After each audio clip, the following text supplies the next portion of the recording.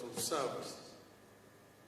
I just want to begin first by saying that when this pandemic first broke out in China, then started traveling to Europe and the Americas, it was generally believed internationally that by this time it lands in Africa, there will be a disaster.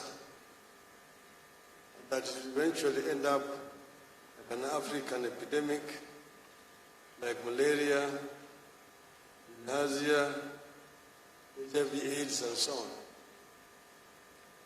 But that has not come to pass.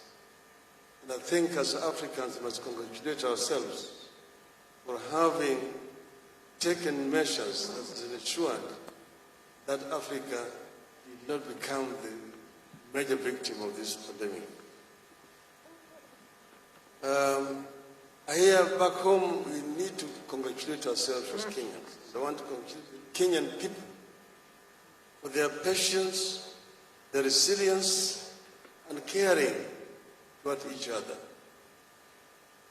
This has helped us to reach this far. Also, we need to convey our condolences to families who have lost their loved ones. And we say that may the Lord rest their soul in eternal peace. We also want to congratulate our medical personnel who have been very diligent in their service to our people. In a very risky line of duty, they have exhibited a sense of patriotism that is unique. Therefore, we need to congratulate them. Some of them have lost their lives in the process of trying to save lives of other Kenyans. We also want to congratulate the Ministry of Health under the leadership of my friend, Honorable Mutahi Kagwe, who has continued to guide this country, giving vital information to our people, what needs to be done during this period of time. They may not have been perfect, but nowhere in the world have they been in any country dealing with this. So we thank them and congratulate them. Then our religious leaders, who heeded the call by the government and shut the institutions of worship, whether they are churches, mosques, or temples. We know the kind of stress that this imposed on them. But then they also saw that they had a duty to protect lives of our people.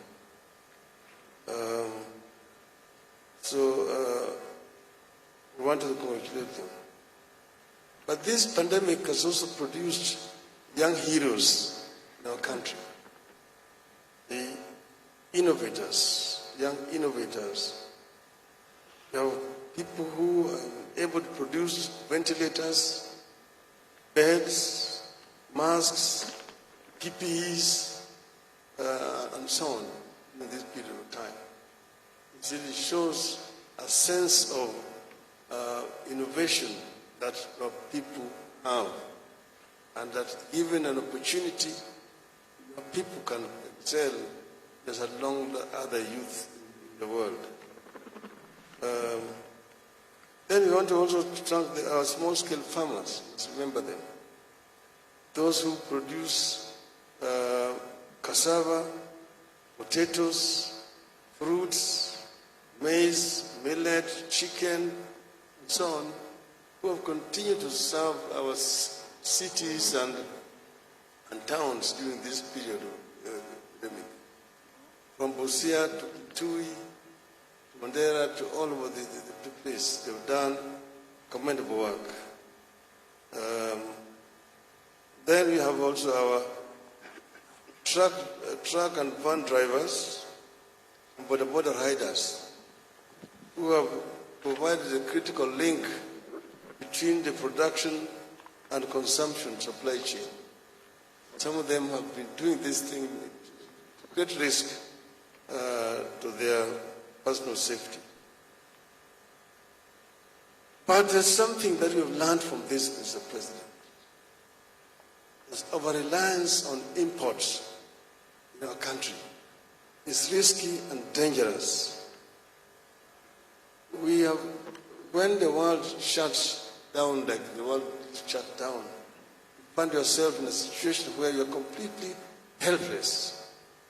That's the reason why we're saying that made in Kenya and made for Kenya should not just be a slogan, but it must be something that we want to realize. That we must begin to manufacture certain essential things like pharmaceutical products, food products, things like textiles and so on. We need to produce in our country. And that we should move away from over-reliance on imports of essential things. We must have a national list of essential goods and products that must be produced locally.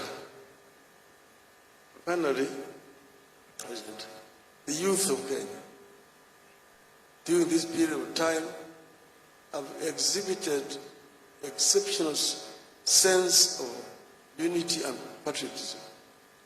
Here I want to thank the government for coming up with this Kazi Mashinani, which has provided essential jobs for our youth, which are productive. The President, we need all the time to continue to have this conversation on how to expand our national cake.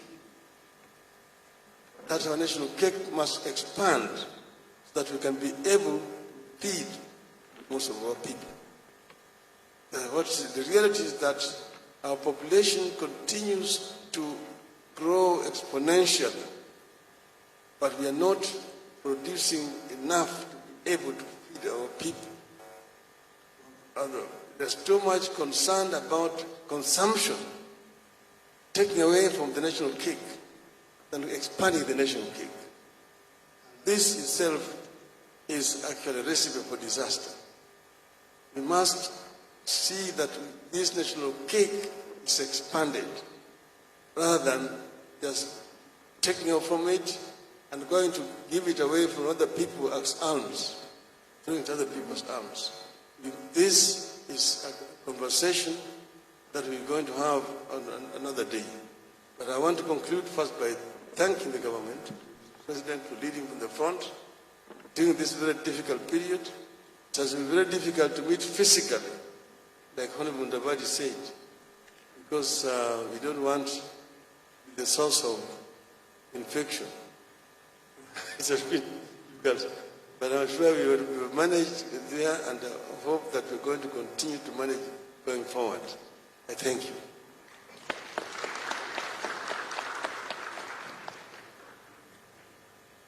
Excellency, distinguished participants, I request the gentleman up front to remain seated there for the next few minutes.